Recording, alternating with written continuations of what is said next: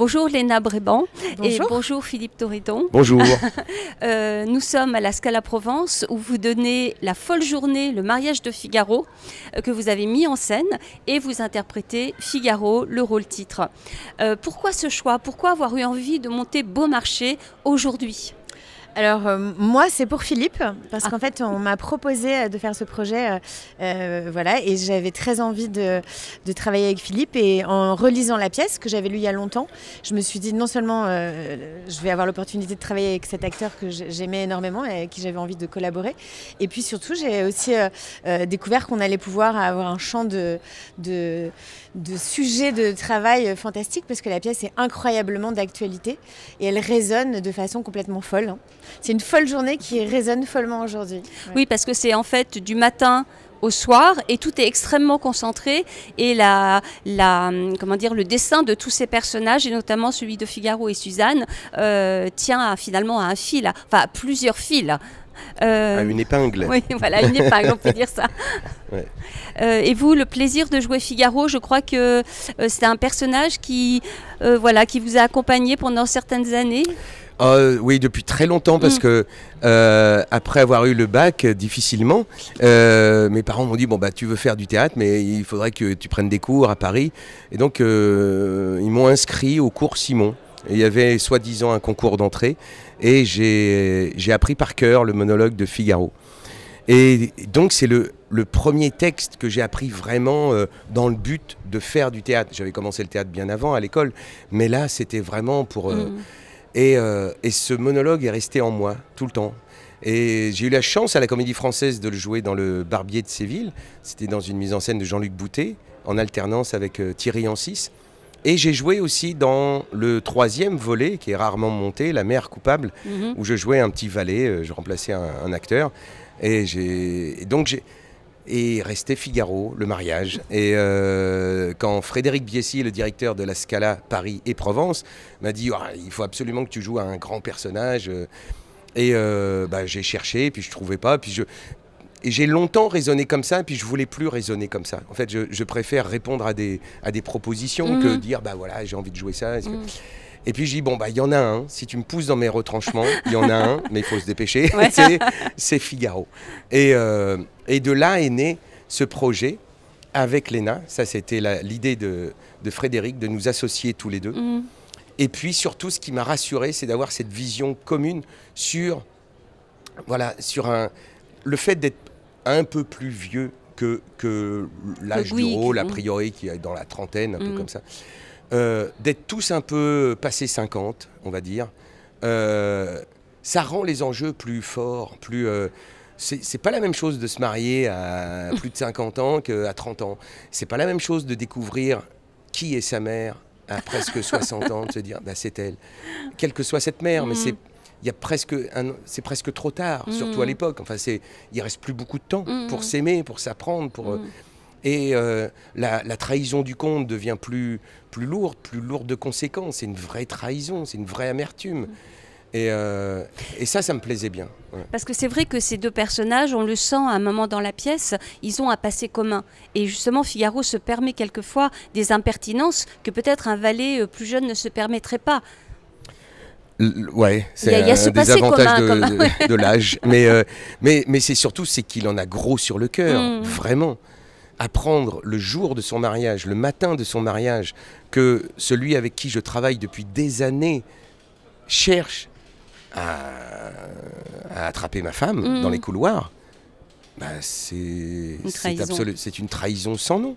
Donc il a de l'amertume, oui, il est en colère, et oui, il se permet de lui répondre du tac au tac, d'autant plus que le comte cherche à le sonder, et il ne sait pas ce qu'il sait, donc il profite de cet avantage qu'il a, lui, de savoir, alors que le comte ne sait pas qu'il sait, pour lui envoyer tout ce qu'il pense.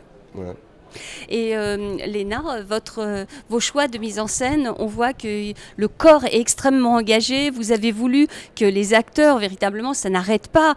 Et aussi bien dans la sensualité que dans la vitesse. On sent que ça a été un choix pour vous. Oui, je pense que c'est quelque chose, moi, je sais pas faire du théâtre autrement, en fait. Moi, j'ai besoin pour rentrer dans un texte, j'ai besoin de rentrer avec le corps aussi. C'est comme s'il y avait deux aspects. Il y a l'aspect de ce qui se dit, et puis il y a l'aspect de ce qui se voit, de ce qui se sent, de ce qui se ressent. Et du coup, j'ai besoin que ces deux histoires, elles se racontent en même temps, en fait. Et la sensualité, c'était très important pour moi, parce que c'est là où la pièce est magnifique, c'est qu'elle raconte quand même des hommes qui prennent possession des femmes. Oui. Et la belle histoire de sensualité, d'amour, c'est l'histoire entre Suzanne et Figaro. Et donc, j'avais envie qu'il y ait énormément de sensualité entre deux, parce que pour raconter la domination, il faut raconter l'amour. Pour raconter le non, il faut raconter le oui. Enfin, bon, voilà, il y avait toutes ces choses-là. Et puis moi, j'aime le burlesque. Et ce que je trouvais génial dans le travail avec Philippe, c'est que Philippe, il a les deux. C'est-à-dire, il sait extrêmement bien dire les textes. C'est-à-dire qu'on a la profondeur et le savoir-faire d'un texte avec sa technique. Et on l'entend dans sa puissance exacte. Et en même temps, il adore déconner comme moi et il adore se marrer. Et du coup, il va être hyper partant pour des choses extrêmement légères. Donc, il y a un mélange de choses profondes et légères. Et c'était exactement, il me semblait, ce qu'il y avait dans l'écriture de Beaumarchais. Absolument. Et on sent effectivement cette légèreté, cette drôlerie. On entend le texte, véritablement ces phrases qui font mouche. Mais en même temps, il y a deux passages, à mon avis, où là, le silence se fait. Le discours de Marceline et votre tirade. Et alors, pourquoi ces deux silences ? Tu veux répondre ou tu veux que je réponde ? Ah bah vas-y. Moi, ok, alors on va répondre chacun son tour parce que je pense qu'on n'a peut-être pas la même réponse. D'abord, c'est incroyable parce que à la création, quand Beaumarchais a monté la pièce à la Comédie Française, quand elle a été créée, les acteurs français ont décidé de couper le monologue de Marceline. Donc moi, je trouve, pour moi, tous les soirs, c'est une grande émotion de me dire que ce passage qui est écrit par un homme au XVIIIe siècle, c'est fou. Oui. Et qu'il soit entendu et qu'il résonne avec autant d'actualité, c'est très émouvant pour moi. Et ensuite, donc je pense qu'il y a cette chose où les gens ils se disent c'est pas possible, c'est pas Beaumarchais. Bah si, c'est lui qui a écrit ça. Et puis pareil, pour le monologue de Figaro, c'est d'un culot de la part de Beaumarchais d'écrire cette chose. Il écrit presque son autobiographie en plein milieu de la pièce et il dit je vais la mettre là.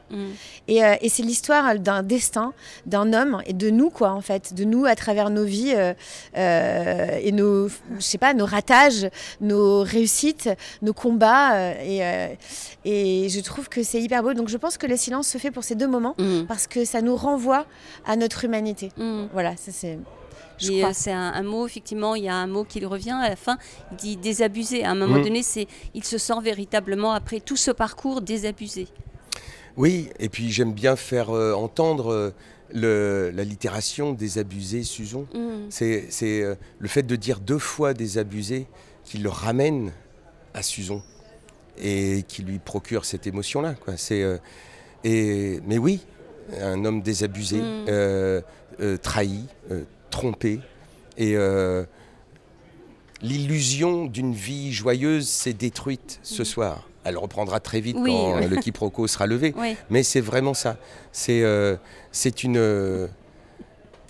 même à se demander, moi parfois je me dis ça, si Beaumarchais n'a pas eu envie d'écrire le texte de Marceline et le texte du monologue de Figaro, qui est le plus long du répertoire dramatique français. Il n'y a pas plus long.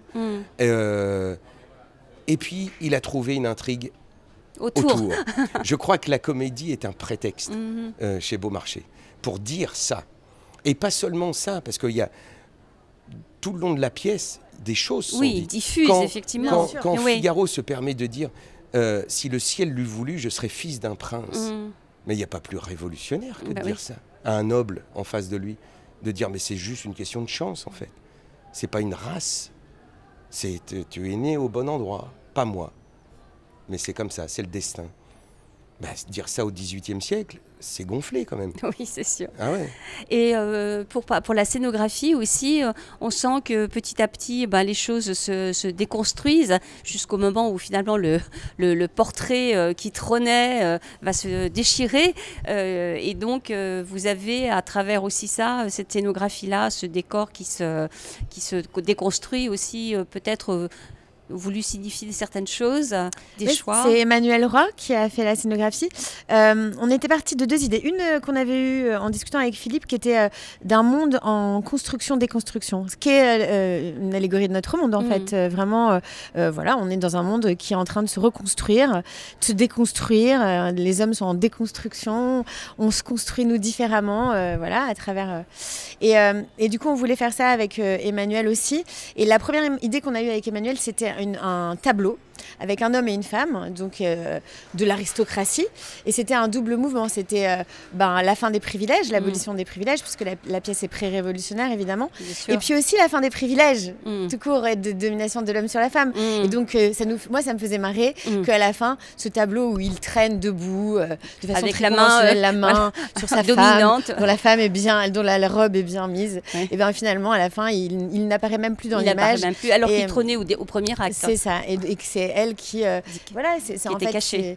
C'est l'idée, c'est ok, rebattons les cartes, voyons voir, allons voir la suite. On ne sait pas ce que ce sera, mais en tout cas, le monde tel qu'il est, il ne peut plus changer. C'est drôle parce que des fois, il y a des gens qui partent. Parce qu'on est à Avignon et du coup ils partent en applaudissant comme ça et je me dis faut pas louper la dernière image de ce spectacle parce que la dernière image de ce spectacle elle est très parlante, c'est le conte qui part de la fête, il sort de la fête et c'est notre épilogue et j'ai décidé que ce serait l'épilogue et donc bon je trouve que c'est important de... C'est là aussi un questionnement. C'est aujourd'hui les hommes qui décident d'attraper les femmes dans les couloirs, ils sortent de la fête. Je vous remercie beaucoup pour cet entretien accordé à Mlassen. Et puis, on va rappeler que cette folle journée qui est vraiment extraordinaire, de vitalité, cette folle journée, le mariage de Figaro se joue à la Scala Provence. Et merci encore, Léna Bréban et Philippe Torreton. Merci beaucoup, beaucoup.